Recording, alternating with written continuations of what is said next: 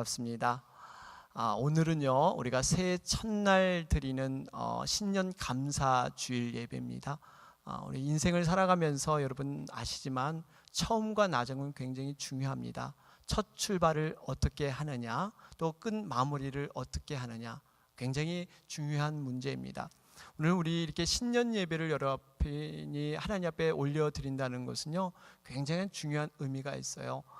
여러분 이제 새해는 새해 하루의 그러한 시간들을 우리에게 허락하셨는데 과거의 모습으로 우리는 더 이상 살 수가 없습니다. 분명히 주님께서 말씀하셨죠. 과거에 너희들이 애굽 땅에서 산 것과 같이 살지 마라. 애굽 땅에는 너희들이 발로 물댄 것처럼 너희들의 의지와 너희들의 노력으로 살 수 있지만 새해 이 새초부터 새 말까지 여호와의 눈이 감찰하시고 여호와의 눈이 함께 하셔서 그 적과 꿀이 흐르는 그 가나안 땅에 들어갈 때는 분명히 이른 비와 늦은 비만으로 너희들이 살 수 있다, 이렇게 말씀하셨습니다. 그렇기 때문에 우리가 새해에는 내 과거에 우리가 열심으로 살았던, 수고로 살았던, 정말 노력으로 살았던 것을 내려놓고 하나님의 그 인도하심, 하나님의 그 역사하심, 성령의 그 능력을 의지하는 그러한 새해가 되시기를 주님의 이름으로 축원합니다. 이러한 주님의 터치하심이 여러분의 가정과 사역과 자녀 위에 충만해지시기를 바랍니다. 우리가 여러분 새해를 맞이할 때마다 새로운 기대를 여러분 많이 해봅니다. 그런데 새로운 시작이라는 것은 많은 설렘을 주죠. 우리가 이제 며칠이 지났지만요, 여러분 그걸 볼 때 한 가지 우리가 잊지 말아야 할 것이 있습니다. 새로운 시간이 됐고 새로운 달력이 넘어갔습니다. 또 어떤 나름대로 새로운 환경도 주어졌을 거예요. 그런데 보다 중요한 것은 우리의 마음과 우리의 심령이 새롭게 돼야 된다는 사실이에요. 시간은 새로워지고 환경은 바뀌었지만 만일 우리의 마음과 심령이 아직까지 과거의 모습이 있다면 이 새로움은 별로 우리에게 의미가 없다는 사실입니다. 예전에 이런 말이 있습니다. 행복이라는 것이 무엇이냐 하는 정의를 냈는데 행복은 돈으로 여는 것이 아닙니다. 행복은 마음으로 여는 것입니다. 이런 말이 있어요. 여러분 우리가 무엇을 얻고 소유했다 그래서 물질이 있다고 해서 행복해지는 것이 아니라 마음이 바뀌고 마음이 열릴 때 우리에게는 행복이 있을 줄 믿습니다. 그러한 출발을 바로 2015년에는 여러분 함께 해봐야 됩니다. 그렇기 때문에 때로는요 우리가 마음이 바뀌고 우리가 마음이 열리고 싶어도 안 될 때가 있어요. 여러분 그거 경험하시죠? 내 마음을 내 뜻대로 할 수 없습니다. 그럴 때는 철저히 그 하나님의 그 이끄심, 정말 영을 통해서 성령을 통해서 우리의 마음 변화의 영을 주시도록 여러분 간구해야 될 줄로 믿습니다. 그 하나님께서 우리의 마음을 열어주셔야만, 그러니까 우리가 나머지까지도 하나님께 온전히 붙잡힌 바 되고 하나님의 뜻을 쫓을 때 우리가 할 수 있는 것이지 내 의지로 내 뜻으로 내 마음을 새롭게 된다, 이것은 할 수 없다 하는 것을 알 수가 있습니다. 몇 해 전에 나온 책 가운데 지은이 작가는 지금 고인이 되었는데요, 그 중에 그 작가 정채봉 씨가 쓴 처음의 마음으로 돌아가라 하는 그러한 책이 있습니다. 아주 그 짤막한 글들이 모인 그러한 책인데 마치 동화와 같은 그러한 감동을 많이 주는 그러한 책이에요. 이 책의 요지는 이렇습니다. 사람들이 살면서 어려운 문제에 부딪힌다든지 정말 난제의 그러한 어려운 환경에 부딪히게 되면 그것을 극복하는 가장 좋은 방법은 처음의 마음, 처음에 그 상황을 바라보면서 첫사랑을 회복해야 된다 하는 그러한 요지의 그러한 글을 주고 있습니다. 여러분 이것이 왜 우리에게 중요할까요? 우리가 처음 것을 생각해 보면 대부분 처음 것은 굉장히 우리 마음 가운데 순수하고 소중하고 아름다운 그러한 생각이 많이 떠오릅니다. 여러분 그렇죠? 우리 이 첫눈을 봤을 때, 또 이 첫사랑을 우리가 느꼈을 때, 첫 월급을 탔을 때, 또 첫 아이를 얻었을 때, 무엇보다도 주님과 처음 사랑을 통해서 주님을 경험하고 말씀의 첫사랑에 빠졌을 때 그 아름다움, 아마 여러분들 다 기억을 하실 거예요. 그렇기 때문에 이 첫 것으로 돌아가서 모든 문제와 모든 사건들을 새롭게 시작해야 된다. 이 작자는 그렇게 얘기를 하고 있습니다. 이 책 내용 중에서 제가 기억나는 그 두 가지가 있습니다. 하나는 뭐냐면 내 세탁소에서 일어나는 그러한 얘기인데요. 하루는 내 새 옷걸이가 이렇게 들어왔어요. 그런데 헌 옷걸이들이 거기에 있으면서 이런 말을 해요. 야, 새 옷걸이, 너 내 말 잘 들어봐. 너는 무엇보다도 옷걸이라는 사실, 너 그 존재에 대해서 잊지 마 하는 그런 조언을 하게 됩니다. 새 옷걸이가 참 이상하게 생각을 했습니다. 도대체 왜 이렇게 내가 새 옷걸이라고 너는 그렇게 말을 하니? 도대체 그 이유가 뭐야? 그랬더니 헌 옷걸이가 얘기를 합니다.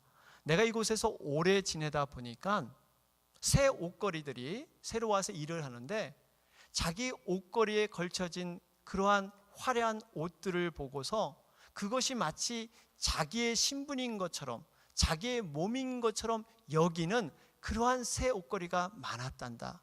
그 새 옷걸이는 결국에 폐기 처분돼서 결국 버림바 되었단다. 그렇기 때문에 너는 옷걸이라는 것을 잊지 마. 이런 말을 던져줍니다. 여러분, 이 의미가 무슨 의미가 있습니까? 우리 자신의 존재, 우리 자신의 한계, 나란 존재가 과연 어디서 왔고 어떻게 이루어졌는가, 그것을 우리가 확실히 붙들을 때 그것이 우리에게 행복의 기초고 우리가 가야 될 그러한 온전한 길임을 여러분 믿으시기 바랍니다. 이것을 통해서 가르쳐 주고 있습니다. 또 하나 공감 가는 얘기가 있어요. 이 만남에 관한 그러한 얘기인데요. 세상에서 가장 잘못된 만남이 있다고 합니다. 그것은 생선과 같은 만남이라 그래요.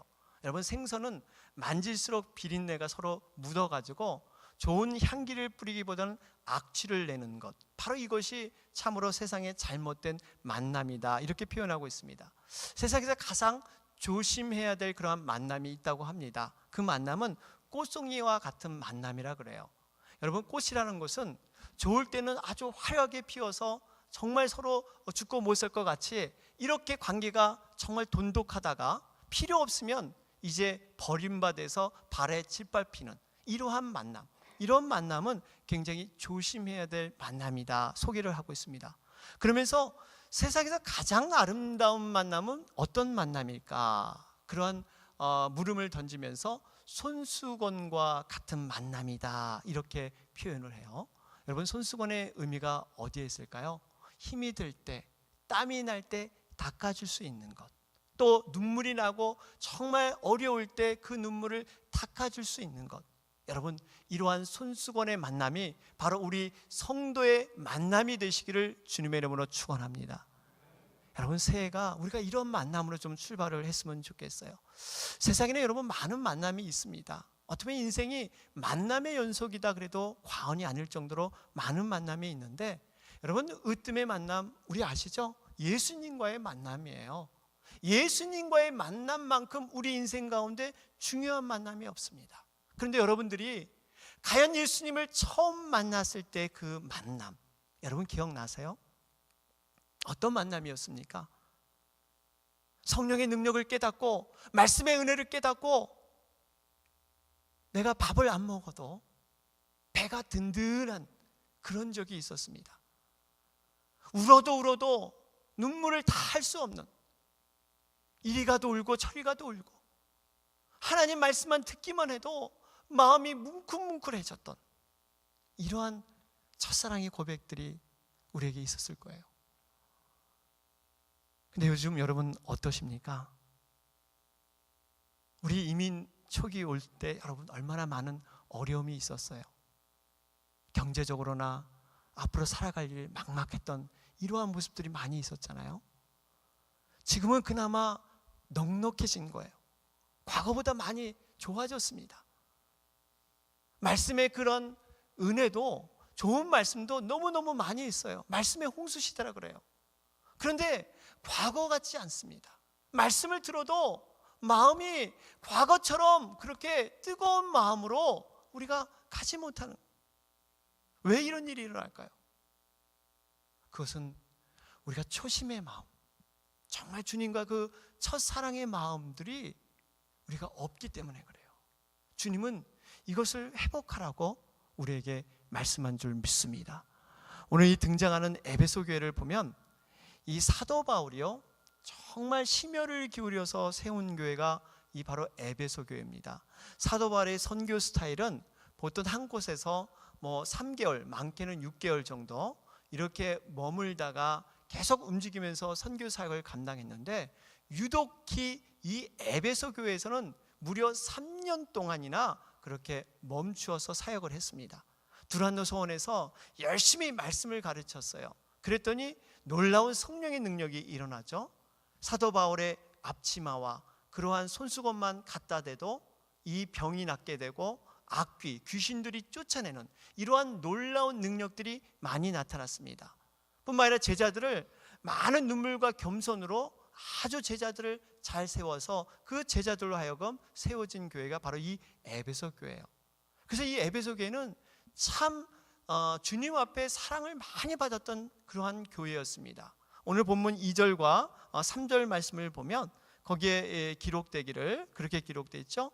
내가 내 행위와 수고와 내 인내를 알고 또 악한 자들을 용납지 아니한 것과 자칭 사도라 하되 아닌 자들을 시험하여 그 거짓된 것을 내가 드러낸 것과 또 내가 참고 내 이름을 위하여 견디고 게으르지 아니한 것을 아노라.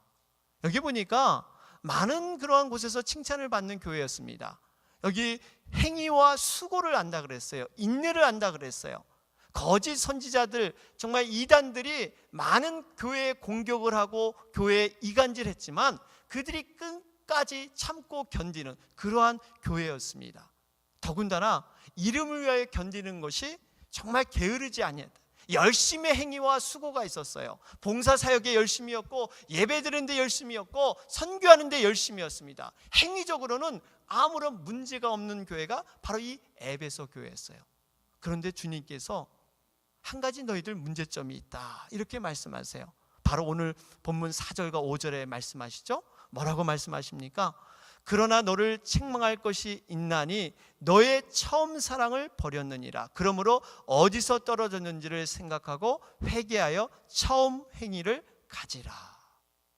책망할 것이 있는데 네가 열심히 행위도 있고 이단들을 분별해서 너가 정말 잘 이렇게 견뎌냈지만 모든 것은 칭찬할 뿐 하지만 너가 한 가지 너의 첫사랑을 버렸느니라.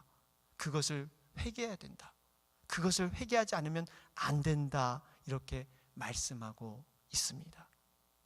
여러분, 우리가 이 말씀을 어떻게 받아야 될까요? 지금 에베소 교회는 50년이라는 세월이 지났습니다. 50년 전에는 너무너무나 그 열정과 주님에 대한 사랑과 정말 눈물이 많던 교회가 바로 이 에베소 교회예요. 이 에베소 교회에 대해서 사도행전 19장과 20장에 가보면 굉장히 잘 설명되어 있는데요, 거기서 많이 등장하는 단어가 사랑과 눈물입니다. 이 눈물이란 단어가 굉장히 많이 등장을 해요. 우리가 잘 아는 예로 이 에베소 교인들과 바울이 헤어질 때 밀레도 항구에서 정말 아름다운 작별 인사가 있잖아요. 서로 그 해변에서 무릎을 꿇고 서로 얼싸안으면서 그 형제의 아름다운 사랑, 주님을 사랑했던 그 열정을 나누면서 눈물 흘리면서 함께 울면서 기도했던 아름다운 그 순수한 사랑이 50년 전에는 에베소 교회에 충만했던 거예요. 그런데 지금은 겉으로 보기에는 멀쩡해요. 겉으로 보기에는 그 열심도 그대로 식지 않았습니다. 그런데 그 마음 가운데, 내면 가운데는 하나님에 대한 사랑과 성도에 대한 그 뜨거운 눈물의 사랑이 식어져 있었다는 사실이에요. 그래서 분명히 말씀하시잖아요. 주님께서 뭐라고 말씀하세요? 만일 그리하지 아니하고 회개치 아니하면 내가 내게 임하여 내 촛대를 그 자리에서 옮기리라. 촛대를 옮겨버린대요. 촛대를 옮겨버린대요. 너가 정말 돌이키지 아니하고 너가 회개하지 않아서 그 첫사랑이 다시 오지 않으면 그 촛대를 옮겨버린다고 말씀합니다. 여러분, 촛대를 옮긴다는 게 주님의 그 축복의 통로잖아요. 축복의 그릇을 이제는 더 이상 사용하지 않겠다고 주님은 말씀하고 있습니다. 사랑하는 여러분, 이 말씀은 교회에만 주는 말씀이 아닙니다. 바로 우리 개인들에게도 주는 그러한 말씀이세요. 우리 각자의 그러한 개인의 심령들, 우리의 모습들, 과연 우리는 이 새해를 맞이하면서 새 출발을 하면서 얼마만큼 주님의 그 첫사랑을 기억하면서 우리는 회복하기를 애쓰는가 하는 것들을 우리에게 경고의 말씀으로 지금 주고 계십니다. 저도 말씀을 준비하면서 참 저의 마음 가운데 예전과 같은 그런 열정, 정말 주님을 뜨겁게 사랑했던 그런 마음들, 정말 그러면서 많은 회개를 하게 되었습니다. 저는 개인적으로 어려서부터 여러분 신앙생활을 저는 했습니다. 그래서 교회를 열심히 다녔어요. 그런데 정말 주님을 말씀을 통해서 인격적인 만남은 제가 대학교 들어가서 대학생 선교회를 통해서 그렇게 빚어졌습니다. 말씀을 공부하는데 내 문제와 내 방황했던 모든 문제들이 그 말씀 안에서 참 빛으로 모든 것이 거기에 다 풀려져 있더라고요. 그 말씀을 보는데 내가 좀 이 우주 안에서 그 하나님의 그 인도함 가운데 있다는 것이 확신 가운데, 심령 가운데 그렇게 평안함이 오더라고요. 그러면서 제가 이제 리더로서 이렇게 훈련을 이렇게 받으면서 우리 그 대학생 선교회는 여름 수양회라는 것이 있습니다. 그 수양회 때 기도를 굉장히 많이 해요. 왜냐하면 수양회 때 그 성령의 놀라운 역사들이 많이 일어납니다. 예수님을 영접하지 않고 세상적으로 살았던 그러한 학생들이 와가지고 변화되고 눈물 콧물 다 흘리고 그러면서 예수님을 영접하는 놀라운 일들이 많이 일어납니다. 그래서 저희들이 3개월 전부터 그렇게 기도하면서 그 여름 수양회를 준비를 해요. 그런데 이 방학이 되니까 다들 각자 집으로 다 그렇게 돌아가 있죠. 뭐 부산에도 있고 어디 광주에도 있고 심지어 제주도까지 있습니다. 그런데 우리가 그 영혼들을 놓고 기도하면서 이제 신방을 하는데 그 신방에 두 가지 원칙이 있어요. 하나는 자비로 그 신방을 감당한다는 것입니다. 그러니까 재정적인 그러한 도움을 누구한테 받는 것이 아니라 스스로 그것을 해결해야 돼요. 여러분, 학생들이 돈이 어디 있겠습니까? 그렇기 때문에 몇 개월 전부터 아르바이트를 해서 이제 돈을 모으는 거예요. 그리고 그 돈을 가지고 비행기 값을 사고 그런 기차 열차 값을 사가지고 바로 그 집에 찾아가는 겁니다. 두 번째는 절대 찾아가기 전까지 전화를 해서는 안 됩니다. 왜냐하면 지방에 전화를 해가지고 그 학생이 있는지 없는지 알면 이렇게 옮길 수가 있으니까, 또 그 학생이 어떤 일이 있어가지고 내 집을 출타해서 다른 곳에 있을 수 있으니까 전화를 하지 않습니다. 그곳에 내려서 그 현지에서 전화를 하는 거예요. 여러분, 그러니 기도가 얼마나 간절했겠습니까? 이 없는 돈으로 그 차비를 마련해서 그곳에 가기까지 얼마나 그 기도가 뜨거웠겠어요. 그래서 찾아가서 부모님께 인사를 드리고 같이 밤을 지새우면서 설득을 하는 거예요. 기도하면서 그를 설득해서 기어이 그 수양회로 인도합니다. 그러면 놀라운 일들이 일어나요. 이 양을 위해서 목자는 계속해서 기도하면서 그 영혼이 변화받기를 간절히 기도하면서 정말 그 영혼들이 거듭나는데 이 모든 죄악을 고백하면서 예수님을 영접하고 그렇게 예수님의 자녀로 거듭나는 것을 저는 보았습니다. 지금 저는 그 옛날 일을 한번 좀 생각해 봤어요. 과연 나의 모습은 어떤가? 지금 생각해 볼 때는 참 무모하다.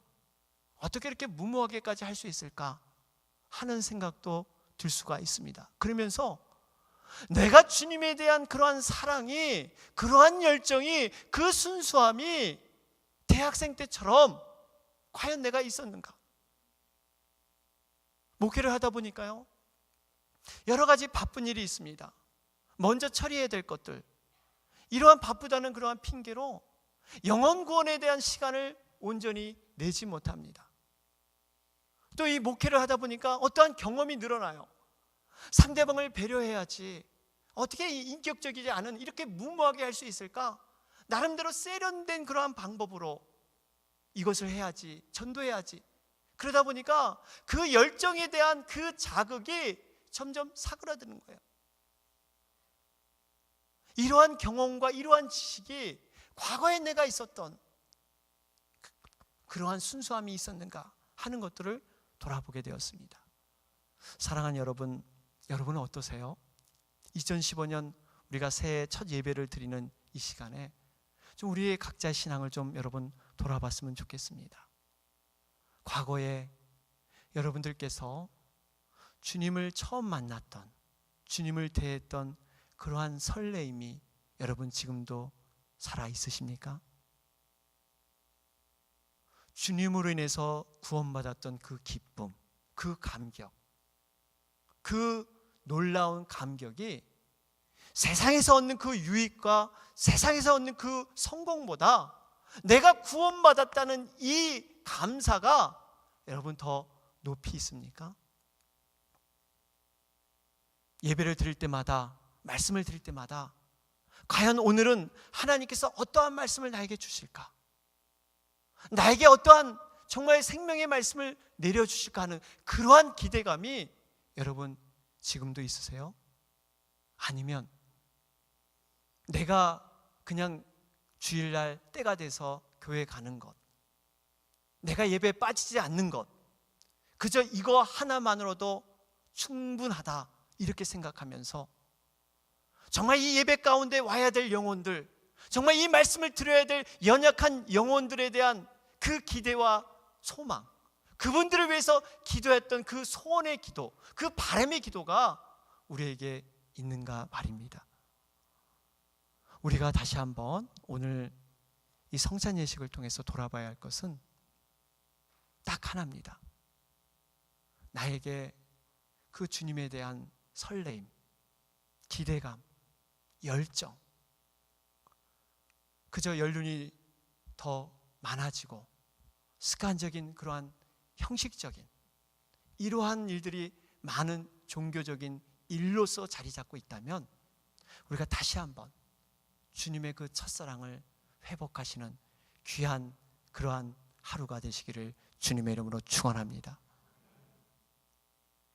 우리 마음이 여러분 정말 마음이 열리지 않는다면 그것도 괜찮습니다. 주님께서는 우리의 연약함을 아세요. 우리가 실패한 부분도 아십니다. 요한복음 21장에 보면 베드로가 낙담하고 실패했을 때 주님께서 친히 찾아가셨어요. 찾아가셔서 내가 나를 사랑하느냐, 내 양을 먹이라. 모든 것을 주님이 회복시키시고 주님께서 모든 것을 새롭게 만들어 주셨다는 사실이에요. 오늘 이 성찬 예식을 여러분 받으시면서 다른 거 생각하지 마시고 정말 갈릴리 바다에서 베드로와 주님이 만났던 그 아름다운 장면을 생각하면서 우리가 새롭게 되는 귀한 성찬 예식 되시기를 주님의 이름으로 축원합니다. 아멘.